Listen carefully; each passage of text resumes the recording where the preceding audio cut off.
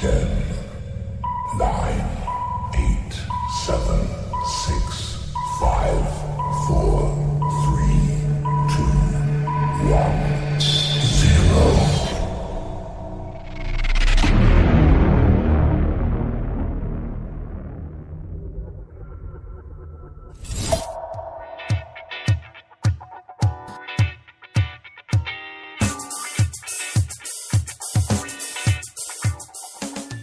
Kizzy's Friday Game Changers, taking your business to the next level.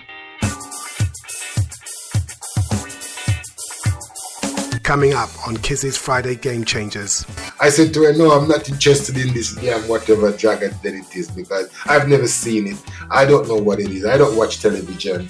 It's not going to be one of these things where they're going to be asking me to be eating kangaroo testicles and things like that. And also, Mandela was my other current that come to me. That's how I saw it. And I teach kids now, I said, look for a moment in your life that could be your game changer. all of this plus great music from Mick Owar and fantastic advice from our game changer elite. This week's elite are Mirjana Boznovska and innovation consultant Sanj Surati. Every Friday should be a game-changing Friday. Hi, this is Ray Zen. Hi, I'm Jamie Martin from Ideal Shopping Direct. I'm Kate Bell, founder of Zip Us In. Hi, my name is Eirik Eide Patterson. I'm a co-founder of Seaborg Technologies. Hi, I'm Katie Farrell, transformation coach, founder of The Catalyst for Life. Hey everybody, I'm David Frangioni, CEO and co-founder of All Access IDA Inspire and Develop Artists, and you're listening to Kizzy's Friday Game Changer. Check it out. Hi everybody, it's Mirjana Boznovska, leadership expert, coach and mentor to Australia's top CEOs and executives.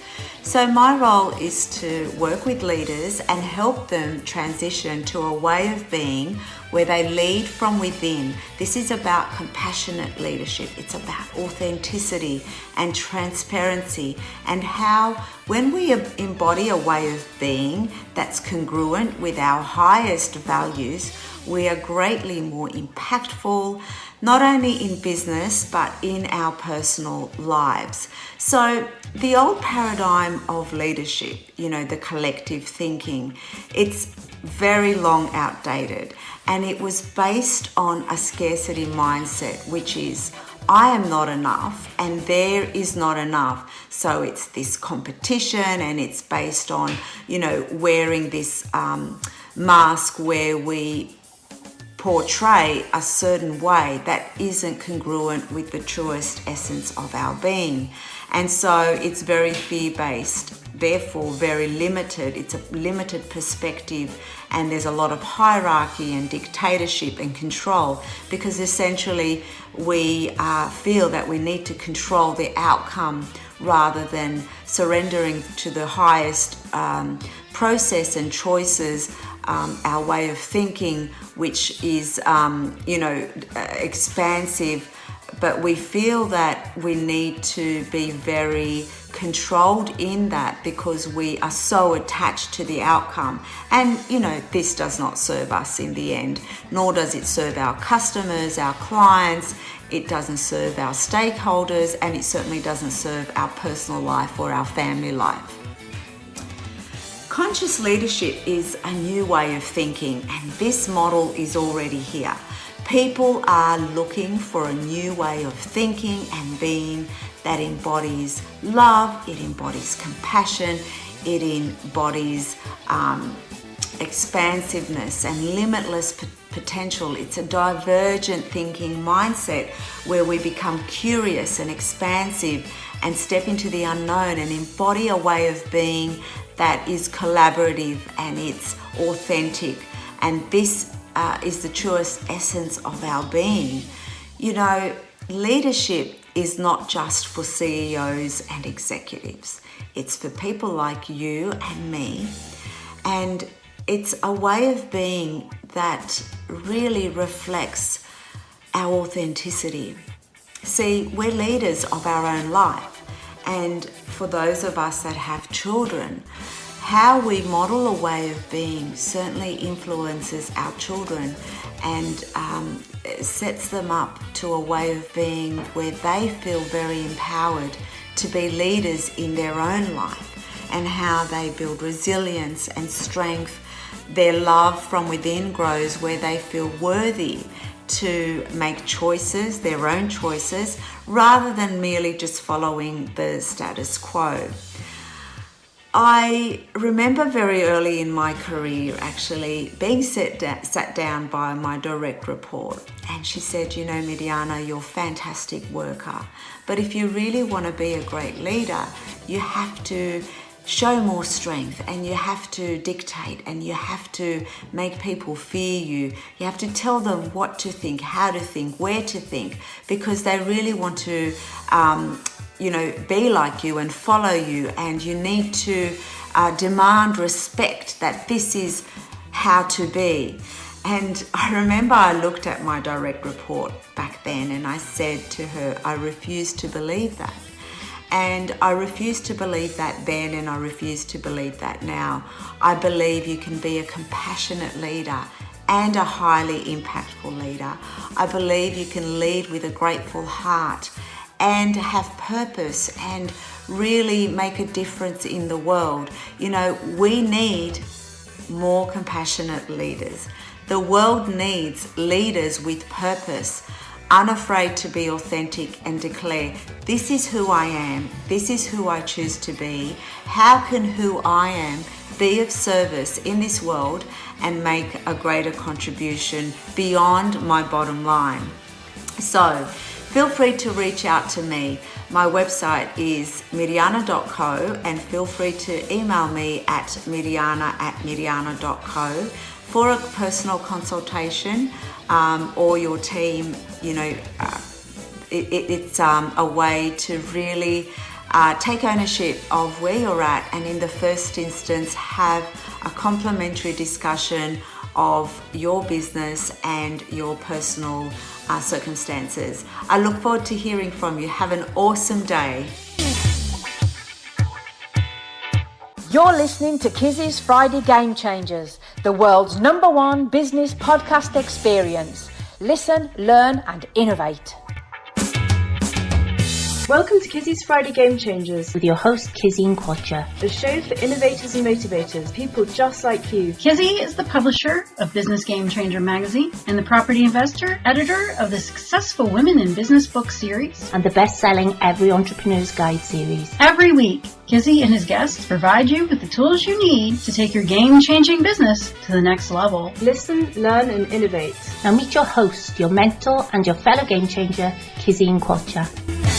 Hello and welcome to Kizzy's Friday Game Changers. Levi Roots was selling his homemade sauce at the Notting Hill Carnival when he was talent spotted for the Dragon's Den TV show back in 2007. After serenading the dragons with his guitar, he whetted their appetites for his sauce and secured a £50,000 investment from Peter Jones. The Reggae Reggae brand now has more than 50 products, and Levi's Caribbean food and drink empire is now said to be worth around £35 million. Fantastic. In just a few minutes, I'll be talking to Levi to uncover his secret recipe for success. I'm Kizzy, and this is Kizzy's Friday Game Changers. Listen, learn, and innovate.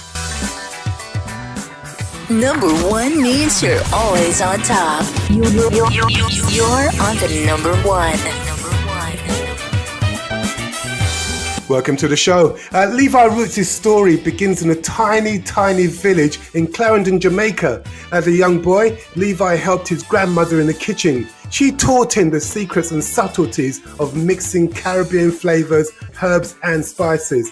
Flash forward to 2020, and Levi is now regarded as one of the UK's most successful game-changing business leaders. But before we get into our conversation with Levi, I've had a note to remind me that Kizzy's Friday Game Changers is teaming up with Business Game Changer magazine to produce a groundbreaking end-of-year awards celebrating the most innovative and inspiring business game changers. Yep, I'm looking at you when I say that. The most innovative and inspiring business game changers. Now, the question is, should you or a client be included in our spotlight. The Top 10 Business Game Changers 2020 recognizes those extraordinary business people who've successfully introduced a game-changing business, product, process, or service. We're also highlighting dynamic individuals who've disrupted an industry, market, or sector with their game-changing innovation. Now, for information about how to nominate yourself, a colleague, or a client for inclusion in the Top 10 Business Game Changers 2020, email wearegamechangers@outlook.com. That address one more time is wearegamechangers@outlook.com. We look forward to hearing from you. Okay, that's it. Job done.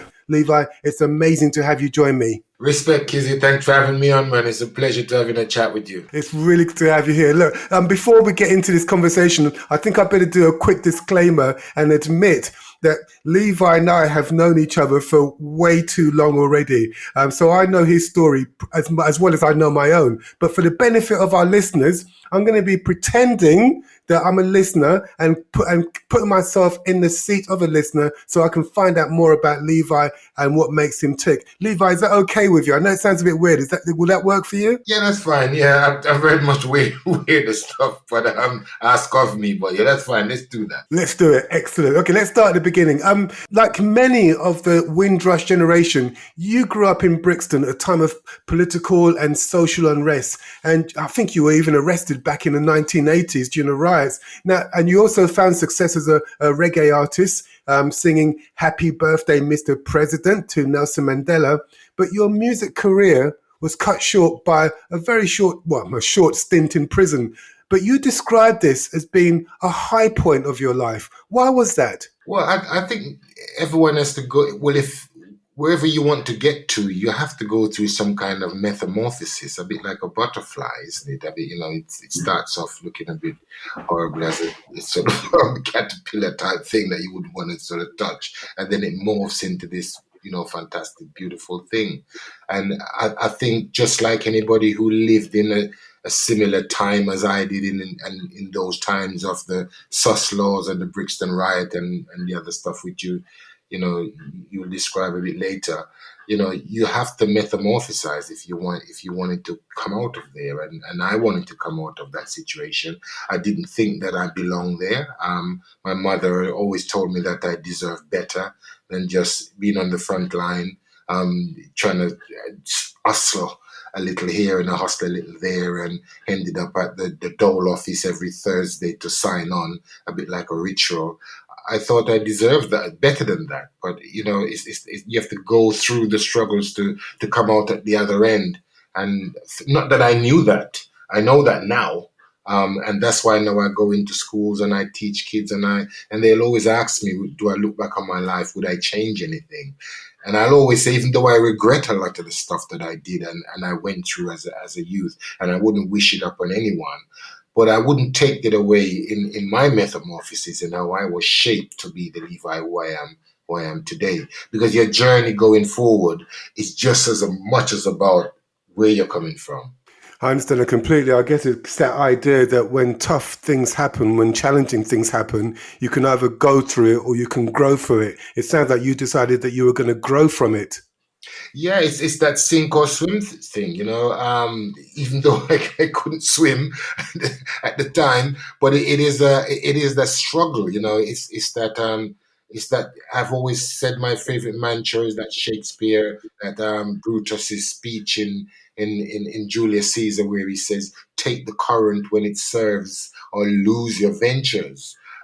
Because a current, is always a hard one if you want to get off your desert island where you've been stuck on. I think this is what Brutus was trying to portray, is that you have to take the current when it's at its worst. If the tide is small and ripply, it's not going to take you anywhere. You probably end up back where you started.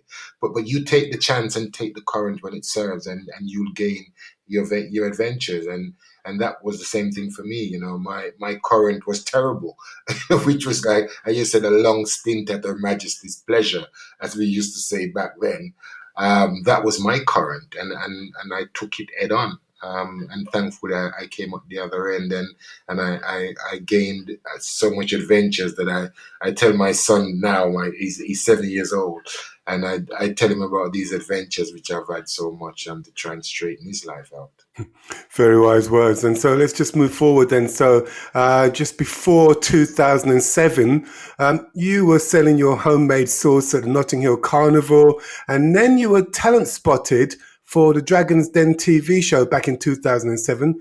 Tell us what happened next.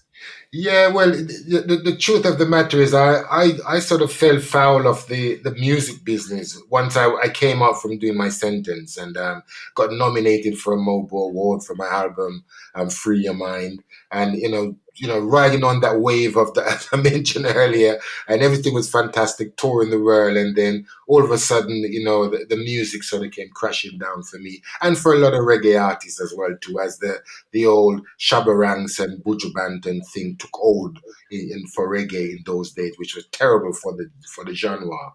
And even though I didn't do that kind of music, all reggae music suffered in that time. And I found that I had to think of a plan B. And that's when I thought, okay, I'm going to merge the music and the food together and go on the road with that. And took it around. First, I started off with my locals, as you would do, amongst your own people. And people were saying to me, Lord of mercy, Levi, go away with your sauce. Why don't you still go and do your music? We love you for that. We remember you from Sir Coxsone days and your sound system days. And we love you for that. But don't try and tell us any bloody sauce. And we want the original thing from Jamaica. You're a guy from Brixton. It was that kind of thing I was getting from my local. And I worked out that maybe I need to take this elsewhere. And I thought that let's take it into the Shires, into anywhere that adds Shire at the end of the name of it. That's where we would go with me and my kids and a couple of friends of mine. So every month we would end up in the Shires somewhere in this nice, beautiful chili festival with not a black face in sight. And in Carmarthenshire and in Yorkshire, North Yorkshire, and in Petersfield and all these lovely white type areas. I would be there, with my guitar, with my ghetto blaster and a few friends, and putting a little Caribbean in those little areas. And it was there that I got inspired. It was in the Shires, as funny as how it was, and facing some racism as I went along, because there were sometimes we went out to a nice, lovely chili festival in a nice, leafy country Yorkshire type of village, and we weren't treated that quite well. But we always ended up with a few business cards, which is what it was about for me. And it wasn't until eventually we still were doing the carnival in between that every August, every year. I ended up at a place called the World Food Market in the Excel Center. And I was doing the same thing. I had my guitar, I was singing the song, I was selling the sauce, and we had the crowd around us, because as Caribbean people, we tend to emit this, I don't know, it's a bit like how Usain Bolt is always, he's about to run his 100 meters and he's there chatting up the girls and doing his sign and everything like that. We have this thing about us, and I use that as a Jamaican person a lot. To try to excel some sort of excitement into everyone when they are down. Our stall was always up wherever we went because of that spirit that we had. And our stall was up at the time, and I remember at the end of it, a lady came over to me and said to me, Levi, fantastic, love the sauce, love the way the music that you're fitting with it. And then she gave me a card and she said that she's from a program called Dragon's Den and she would like me to be on it. And of course, I look back at her as a nice Rastaman back then who didn't trust anything that Babylon, in inverted commas, would have thrown at you. I said to her, no, I'm not interested in this damn whatever Dragon's Den it is, because I've never seen it. I don't know what it is. I don't watch television. It's not going to be one of these things where they're going to be asking me to be eating kangaroo testicles and things like that. Because the only thing I could think of that I remember my kids used to talk about is, I'm a celebrity, get me out of here. But I can't remember anybody ever mentioned Dragon's Den to me back then. So I didn't know what it was. But she ended up giving me a business card anyway, and I took the business card. And it's when I got home with it and my kids saw the business card, they were jumping up and down and, saying, Dad, it's Dragon's Den, it's Dragon's Den. And I'm saying, what the fuck is this Dragon's Den, guys? Of which the kids explained to me and said to me, Dad, whatever you do, there's this guy called Peter Jones and this guy called Duncan Bannatynes, and they don't invest in shit. And if any black guys go up in front of them with any silly guitar talking about Reggae Reggae Sauce, they're going to tell you that they are bloody well out. So for me, it was just hearing all this from everybody. In the 3 weeks that I had from that woman gave me a business card, for me accepting it and actually going to the BBC, I just had everybody telling me that, no, Levi, don't do it. Don't sing that song. The Dragons are going to absolutely have a field day with you. But I got inspired by that. I just thought to myself, well, if they're all telling me not to go, not to do it, if I really believe in myself, then I should really go. And I thought this song was good. I thought that I believed in my own self. I believed in the sauce. I thought that this is not going to be about just the sauce. I'm going to sell me. And I was hoping that the Dragons or whoever these guys were, would get that. Because I didn't do any investigation on them or anything like that, because I didn't want to get sort of scared before I got there. So I didn't know who the hell these guys were. I never heard of Peter Jones. Never. Until I was in front of him. It was the first time that I'd ever actually seen who this guy is. Like, he was tall, he was 6'7", and on the other end it was Duncan and blah, blah, blah and everything. So totally blind. All I had was just a spirit in my head. And before I went, my mom had said to me I should read Psalm 23. That's the only thing that a Jamaican mother could really give you as strength. Is some kind of prayer. For you to have something else other than the rubbish that you've got in your head. She says, hold on to this. And I was in the den there facing these guys, and in my head I was saying Psalm 23. As you know, it's the Lord my shepherd, I shall not want. My mom said, if I said that, I will never be wanting again. And I left the Dragons then that day. I don't think I've ever wanted for anything else since then. And it was her prayer, I believe, because I messed up with the song, I messed up with my numbers. I probably was the worst person that ever been on the bloody show. Everything went wrong for me, but for some reason, along with the public, the 10 million or so that was watching, they loved what they saw, and the rest is history.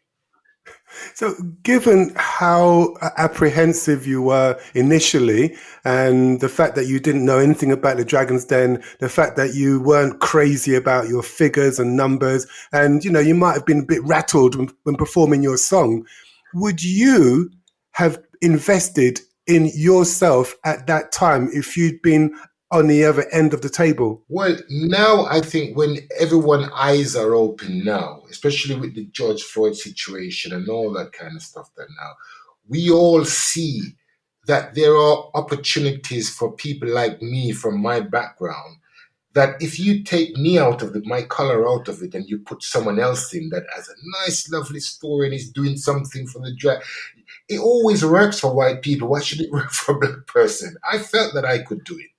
I felt that if I went there and did something out of the ordinary by singing a song on a show that's never been entertained before, nobody had ever dared to come out of that comfort zone and doing it in any other way, I thought that was a beautiful story. Where I was coming from, that change and that metamorphosis that I went through while I was in prison, and seeing most things through white eyes, because that's what you do, because all the books that you read and everything that you're taught and everything is through that. You see that that's possible, because you talk about the tear jerkers, and you see when somebody comes on and they tear jerk. And if it's a black person, nobody's thinking about tear jerk. Nobody's thinking about that moment when, when he does something, when it just jerks everyone up. But it does really happen to us as well. And that's what a lot of people don't see when they see me on there. But when you talk to Peter and you talk to Duncan, as I have all the time, they said when they saw me coming up on the den, to them, it was a moment of just complete surprise, even though, a few of them didn't invest. But they've told me it was only because of the money reasons why they didn't invest in it, and because of the figures and that sort of stuff. But, as for a person itself, when I came on, it was just a moment in television history. I mean, I saw it the other day, and even though it's me, but I know what that moment has done for, especially for black people.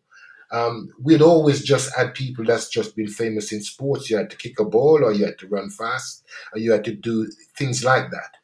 But for that moment when I was on TV, it was one of the first time that even when I watched it back, and I'm an old guy, so I look back for a long time for our people and see how we were shaped. I cannot remember somebody that being that famous on telly for doing anything other than either some entertainment thing or run fast. I was on there doing business. And for that, every year now I get at least 10 people doing dissertations on Levi Roots' life for their exams. And that's fucking amazing, So to answer your question, and that would that be in any other way, I just think that that appearance and the moment when it happened, 2007, the following year was the worst downturn that we've ever saw. But if you remember, the country was in one of the worst that it's ever been. It was the time of the crash and everything, 2008. So it was leading up to that. And within that time of all that stress and everything going on in 2007, 2008, this brand, still grew out of that quagmire. So, for me, looking back at it, it is an amazing feat. Even though it's me, I see it's done. But I think I was just an instrument. Been doing it for, as I says, these hundreds of schools that I've visited since then. And still as a black Rastaman from Brixton, as I says, never changed. The only thing we change is our clothes and our cologne. We never change anything else. And this is what I take into the school and I tell them the story. I don't hide the fact that I've changed when I was at Her Majesty's pleasure. As a matter of fact, I try to tell them that wherever you make your change, that's you. Unfortunately for me, because of the system and where I lived at the time, my change came about while I was in prison.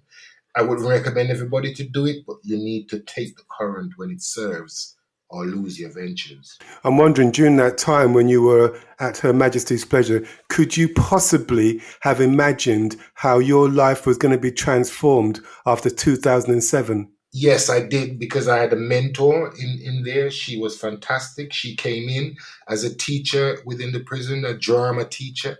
And at the time, I had a band while I was in there. I was sort of performing still while I was in there, a bit like some jailhouse rock. I was even doing gigs on the outside in other prisons and in women prisons, and that I really trusted because of the way that I sort of turned out. And she came into the prison and she looked at me and she says, "You're not Keith," because inside prison you're always called by your real name and that's who you are. And she at our very first meeting, she came and she says, "You're not Keith, you're Levi." And for 2 years, this woman, her name is Teresa, an Australian woman. She was classically trained actor and stage and stage performer. And she was my first mentor that sort of brought, this new Levi Roots to not the person that went in. I think she's responsible for the changes that I went through. And in some ways, she warned me that that if I was to follow the route of what she was saying to me, things like the Shakespeare quote and all that kind of stuff, that the love of books and the love of reading and that sort of stuff. She warned me that, be careful what you pray for. Because if you get it, you will have to be able to handle it. And even though it's been a burden at some times, but I remember she had said that to me. If I follow the route, then you have to handle the slings and arrows of outrageous fortune. Or for us, the slings and arrows of wherever you're from. For me, it is outrageous because I've never had this kind of wealth or anything like that. And with wealth also come those outrageous fortunes, because we're in Dragons Day, after Dragons Day, when I thought everything was fantastic and flying on the crest of a wave and think that the sun shines up my arsehole and everything, all of a sudden I'm sued for 30 million quid. And I'm the most loathed person. I'm on the bloody news every day. I'm coming out of court being sued by one of my best friends. And then it looked like, this beautiful story that everybody was saying was so fantastic, especially for Caribbean people, was about to be completely annihilated through the courts. But again, it's about who you are, and who you believe in. And I believe in my own self and in my own will.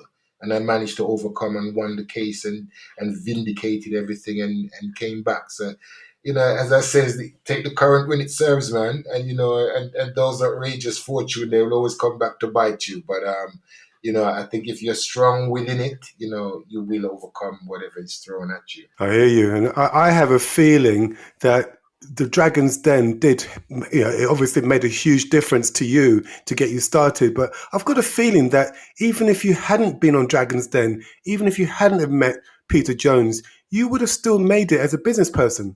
Kizzy, I see my life. I remember when I came out, I was round at my mom's just chilling out because I just thinking that I came with this idea of, being strong from Teresa's teaching and blah, blah, blah. And I went to see her. And, she was saying to me she didn't have any money. My mom didn't have a lot of money as well, too. What can she do and all that? And I remember she said to me, oh, Mandela is appearing down Brixton. And I was like, in our house, I was saying, Mom, Mandela has inspired me, but let's talk about how we can do some help, do something. She says, no. She says, the man is down in Brixton. You go and see. You make sure you go and see him. And I left at my mom's house, which is just 300 yards or so down from where Mandela was.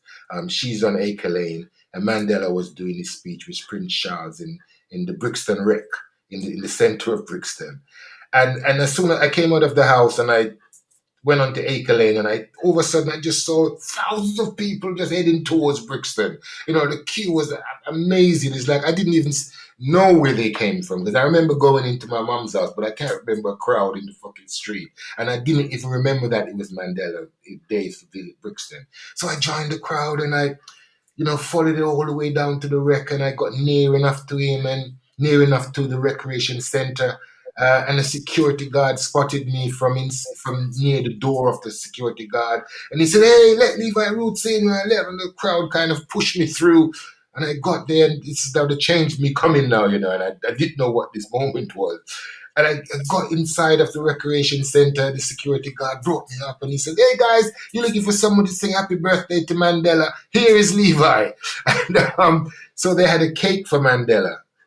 And as the great man, like he floated down the escalator from doing a talk upstairs in the rec to some kids. And him and Prince Charles is coming down the escalator, and it seems like he was floating on the air. And I'm at the bottom of the stairs, Kessie, in Quattro, with a bloody birthday cake. And as the greatest man on earth is coming down, I'm stood there with the cake singing happy birthday, Mr. President. He came down, he shook my hand, and I looked him in his face, and I felt some kind of power through my hands from it. I mean, this sounds like a very film thing, and it really was, because this man, to me, I remember when I was inside, he got released. He got released a year, because I got released in 1990, right? And I think it was the year before or something like that he got eventually released. It wasn't long before I came out. So I watched him came out, and never did I ever believe that I would be in front of Nelson Mandela, shaking his hand and singing happy birthday. I knew anything could happen to me after that. As long as I remained focused and I kept intact with what Teresa had said, take the current when it serves, when you lose your ventures. The tide of the affairs of man taken at the floods will lead to fortune. All the days of your lives could be deemed in shallows and in miseries. On such a full sea are we now afloat, and we must take the current when it serves or lose your ventures. Mandela was my other current that come to me. That's how I saw it. And I teach kids now, I said, look for a moment in your life that could be your game changer, could change your life. If you miss it, it's like missing your current. You're on your desert island and you get your chances. Sometimes we get monies and we think that we never be able to start our business, but when we look back, we realize that we've had chances before. Our current has come, but we did not recognize it. And I recognized that when I was there shaking Mandela's hand, that was a moment in my life. I went back to my mom afterwards and I said, look, I'm going to do this business here. No more music for me full time as Levi Roots as a singer. I'm now going to do my grandmother's food. I'm going to use her recipes, and I'm going to use her method of cooking, and I'm going to put that in a bottle, and I'm going to sell that. And that's how I started with the whole thing. Through inspiration, through Teresa. But the Mandela thing was a massive moment for me that I never thought that would have happened. And I took it as a movement.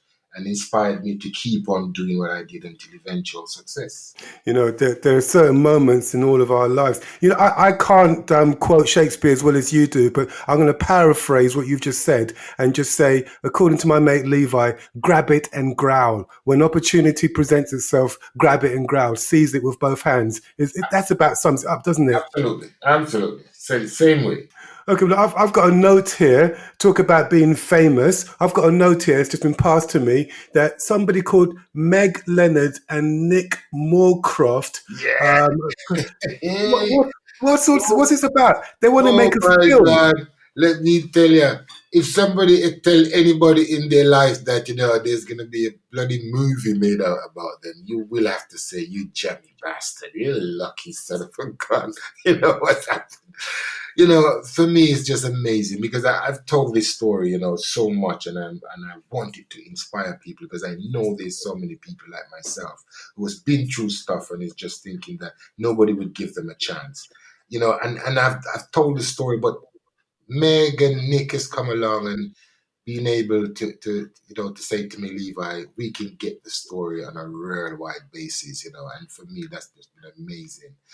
Levi Roots, the movie, has been a dream of mine, you know. I started to write stuff down from even when I was in prison, so I had a lot of my you know, my story written already, and you know, and these guys have come along. Some of the best producers in the country. Their films has been, you know, enjoyed by millions all over the world. And you know, again, that's what inspired me that this is real as well, because I've had little offers before of people that hasn't really been serious, but you know, when I spoke to Meg and Nick, you know, and saw their portfolio, and you know, and really had time to spend with them before I even agreed with it. They were such welcoming guys, so they are the perfect, you know, partners for me to be able to get the story out there. And we're now working with a brilliant screenwriter called Roy Williams, one of the most famous, you know, black screenwriters there is, because I think it was important to get people on board that would be able to help me to tell the story, not just from a mainstream point of view, but from a Caribbean point of view. And Roy is that, because his stories resonate so much with mine, and I'm so pleased to be working with him in particular. So for me, it's just going to be an amazing thing. One of my favorite movies of all time was the Jimmy Cliff movie, The Harder They Come.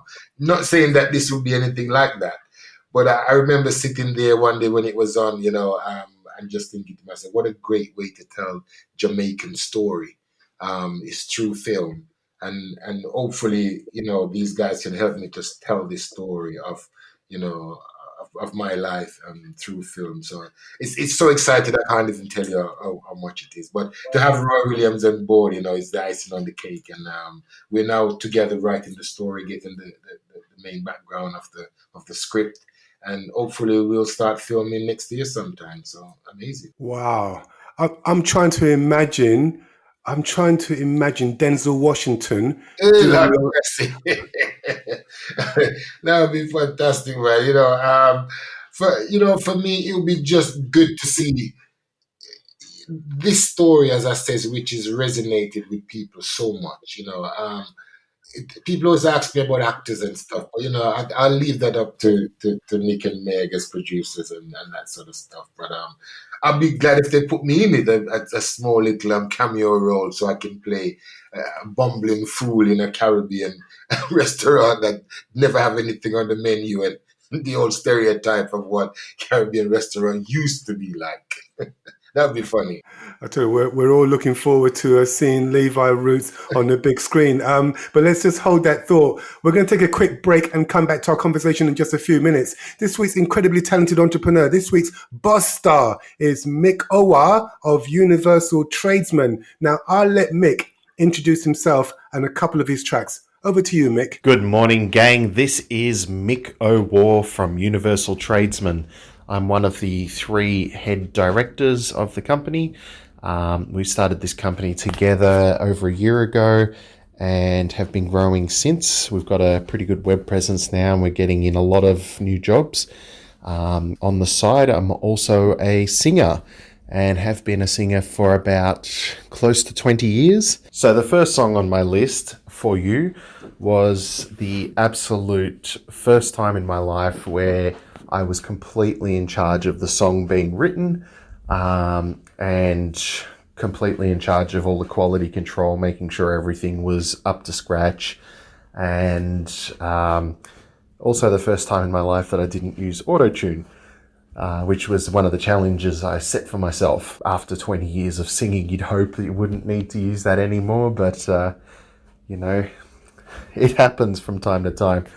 The second song is a follow-up to the first song, Forever Reborn. It's actually linked to that song topic-wise, where there was a big shift in my life, and I just decided I was going to make it into a song.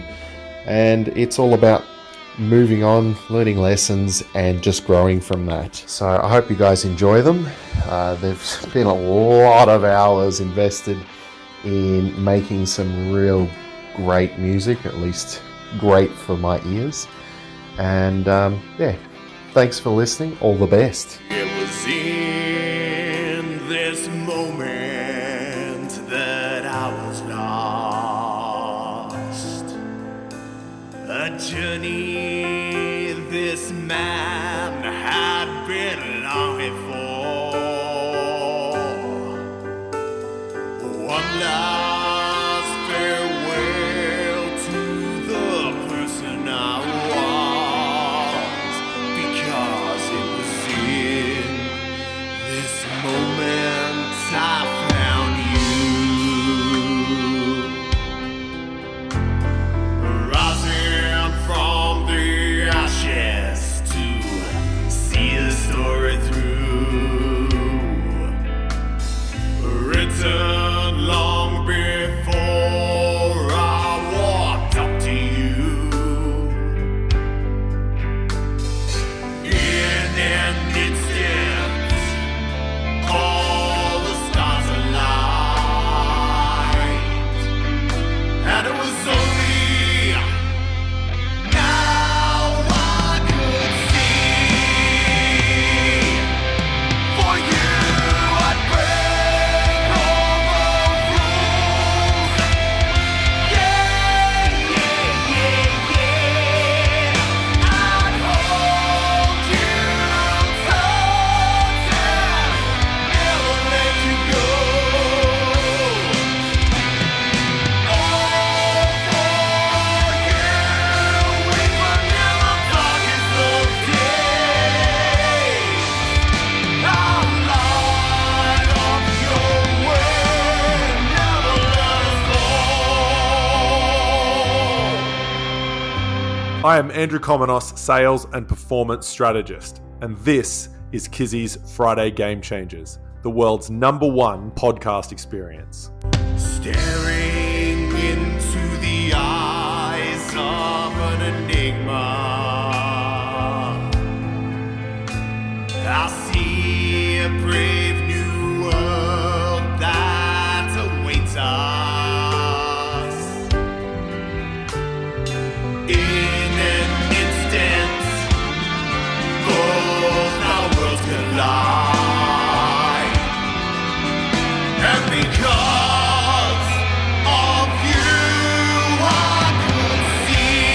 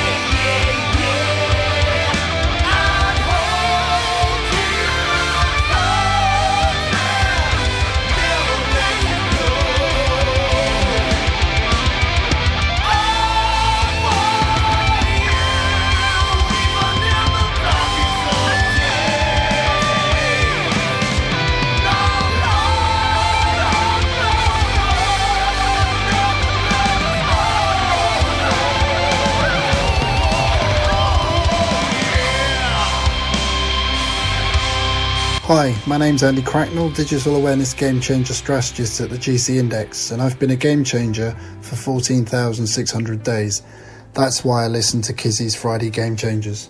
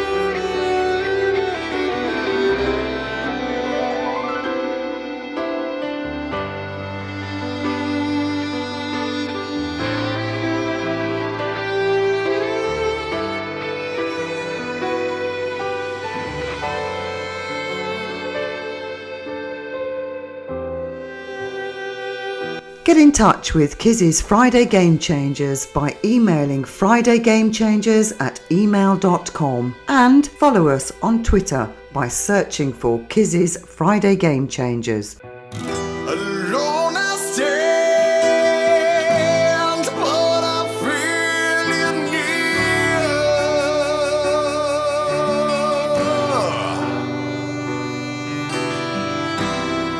I close my eyes and cry a lonely tear.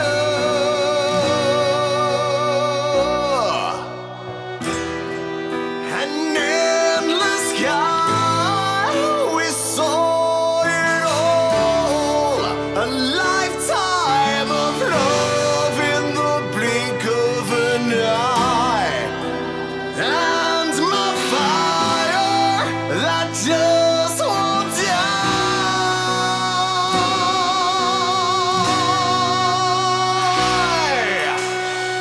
I watch you slip away, nothing left to say.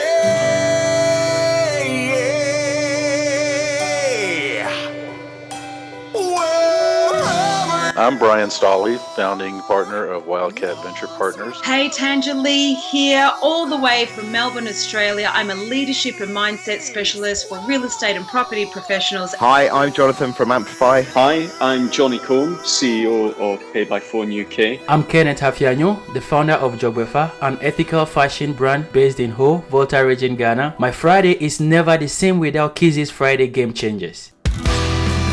the distant kingdom of the deepest ocean, where we are, a bright shooting star, and then you whisper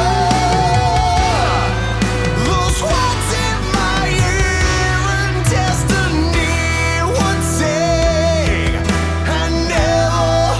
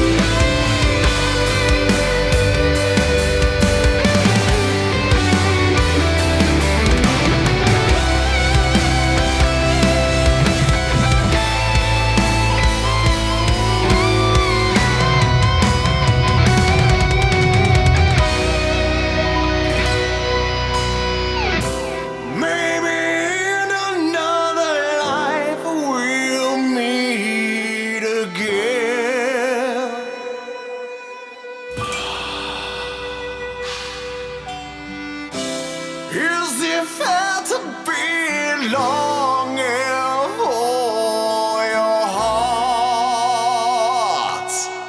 Fly or fall, I risk it all. There's no disguise, it's written in my eyes.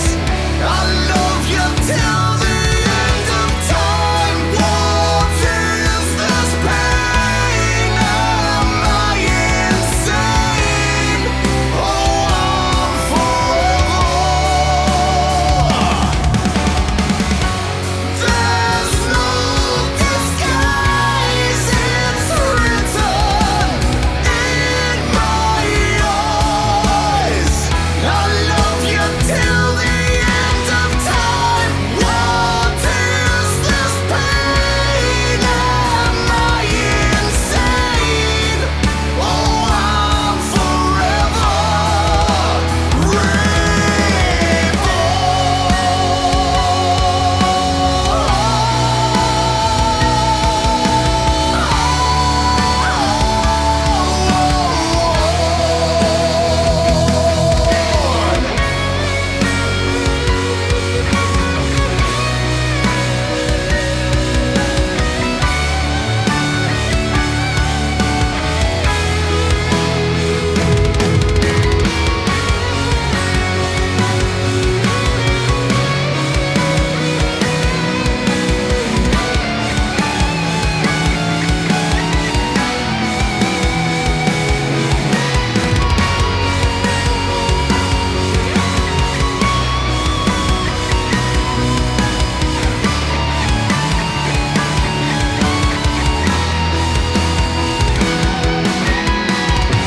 My name is Sanj Surati and I am the CEO and founder of an innovation agency based in London called Tiger Heart. So Tiger Heart is a group of innovation consultants who work predominantly within the luxury and fashion sector to help brands and businesses communicate their narratives using emerging and new technologies. Some of the technologies we work with are artificial intelligence, augmented reality, holographic technology and virtual reality.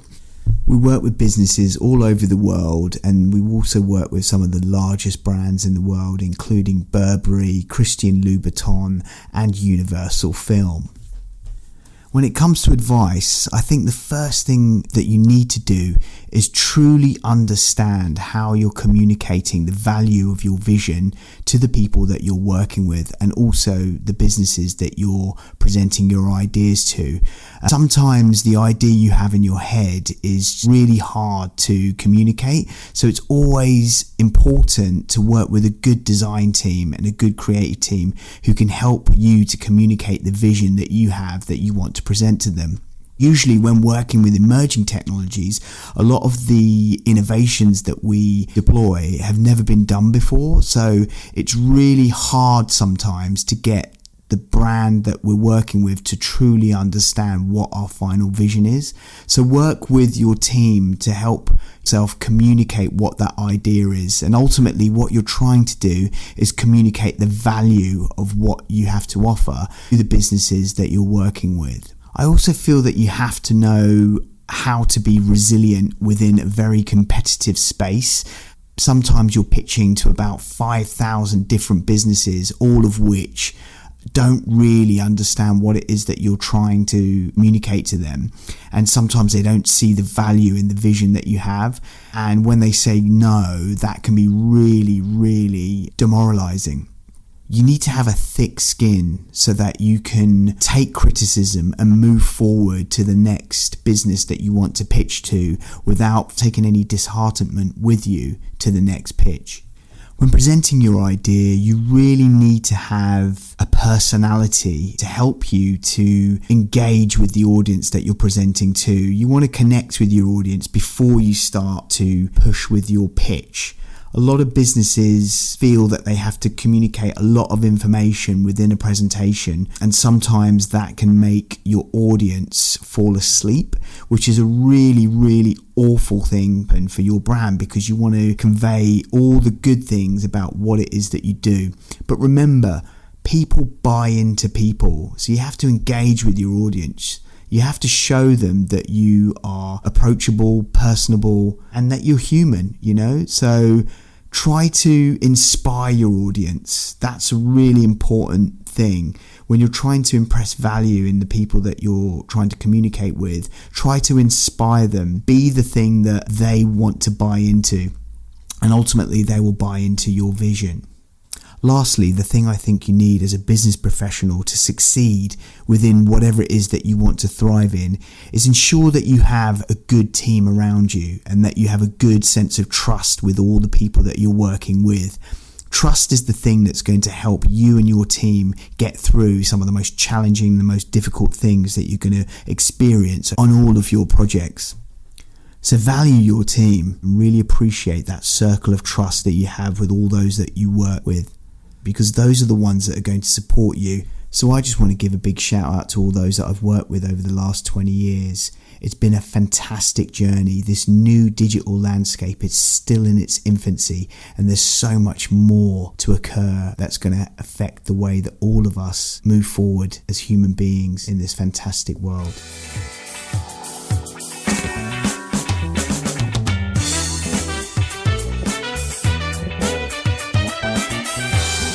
Welcome back. Before the break, you're listening to Mick Owar of Universal Tradesman, and I'm in the studio talking to game changer Levi Roots. Now, Levi, we're at a section of the show we call Past, Present and Future. Now, what this means is that I'm going to ask you 3 questions about your business past, your business present, and your business future. And if we get these questions and answers right, we should have a unique insight into the mind of game changer Levi Roots. Will you submit to the program? Absolutely. Let's go with it. Excellent. Okay. Well, look, this is going to be such good fun. And I want you to imagine you can hear a clock ticking in the background. That's the sound of time passing by second after second. Imagine yourself traveling back in time to meet the young Levi Roots just starting out on his game-changing journey.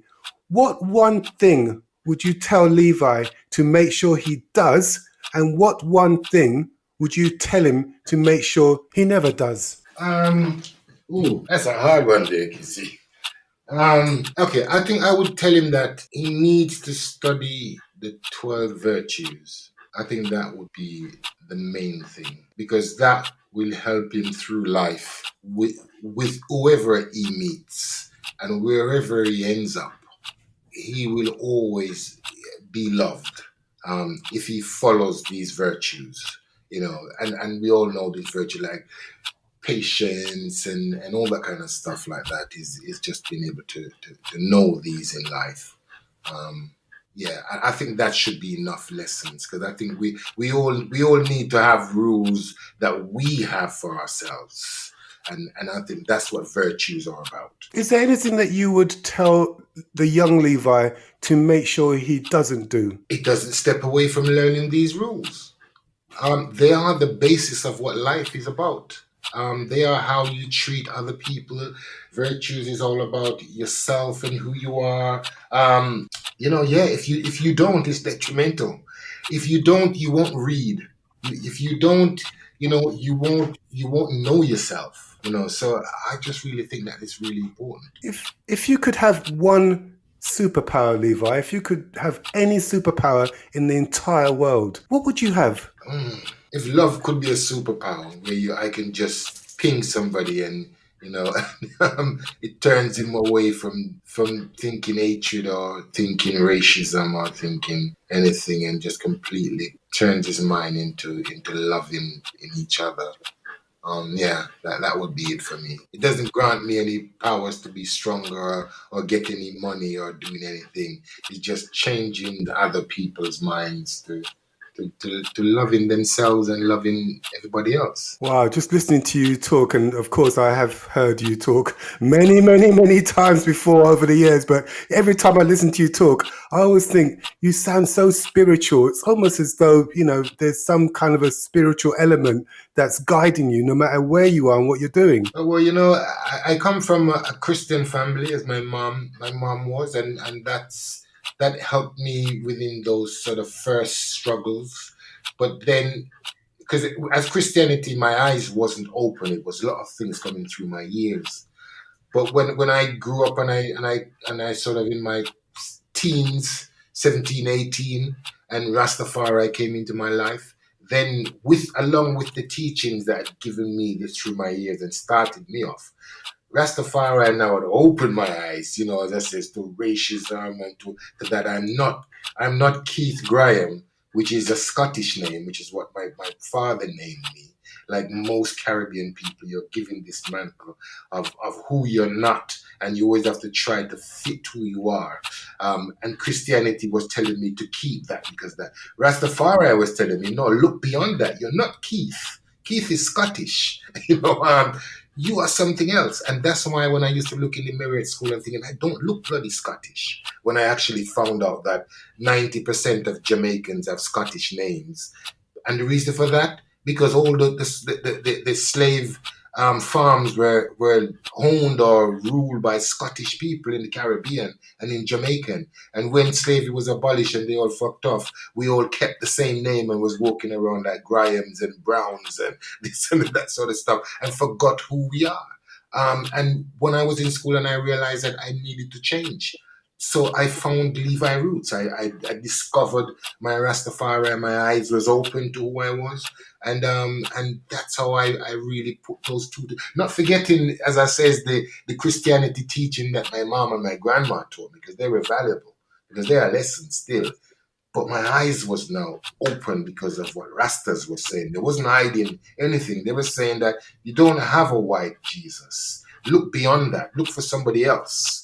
And things like that, which was a massive thing to me when I was there. And I think now is what a lot of conscious people are actually opening up to themselves now. But as Rastas, that's where I was from when I was 17, 18, 19, going upwards. Sounds like you've come a hell of a long way since those days.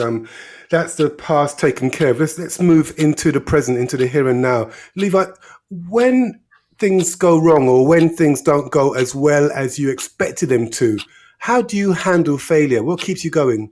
Is embrace it. Is embrace failure. I've always said that I don't want to use that word as failure. I've changed that word now. I call it feedback. That's what I call failure. Because, every tribulation's comeback is a learning. It's like you're in school and you've learned from that mistake. You need to embrace it. It's like a Premier League footballer, striker. Every time he gets the ball, as soon as he sees the goal, he's got to strike. No matter what angle the ball is coming from, as long as the goal is there, he cannot have no fear, because the minute he has fear in him, that's when he's going to miss the chances. So it doesn't matter if he misses 1,000 times, because it really does mean when he does connect, it's going to go in the goal and it can be the greatest goal ever. So I actually embrace failure as feedback, because that's the only way that you learn.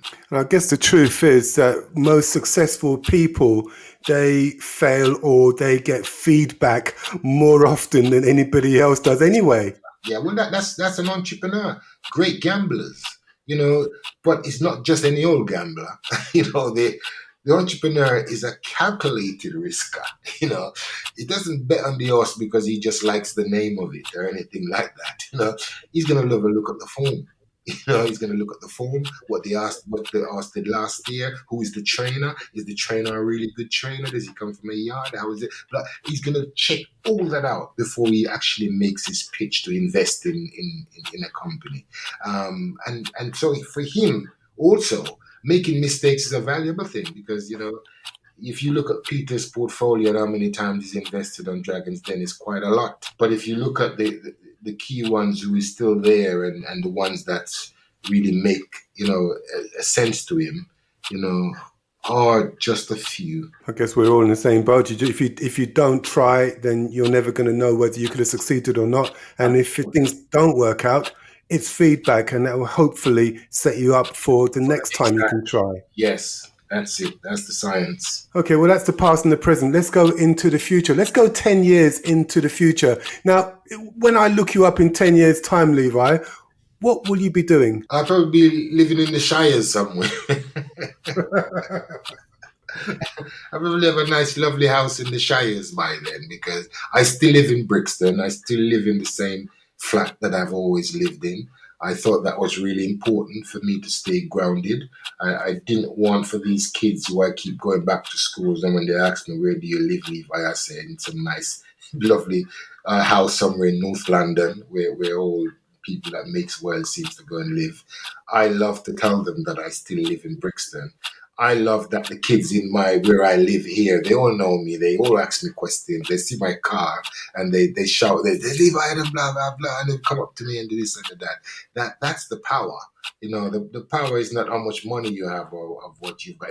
If that can't happen to you, I'll choose Duncan Bannatyne because he didn't bloody invest in my sauce. And he's Scottish as well. I'm sure that if he was to walk down the road or something, no whoop kids now run him down and tell him that no matter how much what he's done in it, because his persona, it's not that. If I walk down the bloody street, it's like that, and I get it, because that's how I am naturally. It's not a put on. You can't buy that. That comes naturally. I don't think that's ever going to change anytime soon. I've got so many questions I want to ask you, but I've got a light flashing on my screen that says we ran out of time ages ago. Before we go, Levi, is there anybody listening to this conversation that you'd like to say hello to? Anybody you want to give a shout out to? Well, everyone, who's ever tried my products, and everyone who's ever think that I'd love to try it, because that's where it is. Without that sauce, I don't think I would be able to be saying all these wonderful things that's happened in my story. So I got to big up all those who's brought it, all those who perhaps didn't like Caribbean food but took the chance and brought it and actually thought, it's not too bad after all. Those are the people that I wanted to say hi and respect to. As long as you've engaged with my products, then yeah, we're brothers and sisters. Well, I can tell you that your inspiration has changed the lives of many, many business people all over the country, all over the world, who've heard about your trials, your tribulations, and they've celebrated with your successes, just as I have. Levi, it's been an amazing experience getting to spend some time with you on Kids' Friday Game Changers. Thank you so much for sharing your insight and your wisdom. Big respect. This is Levi Roots live and direct and Kids' Friday Game Changers. Big respect. Well, the time I've spent with Levi Roots is a powerful reminder that many of life's failures are people who didn't realize how close they were to success when they gave up. And the truth is that success seems to be largely a matter of hanging on, just like Levi, hanging on when other people have let go. This is a lesson that game changers like Levi Roots are teaching us every day. Listen, learn, and innovate. See you next week.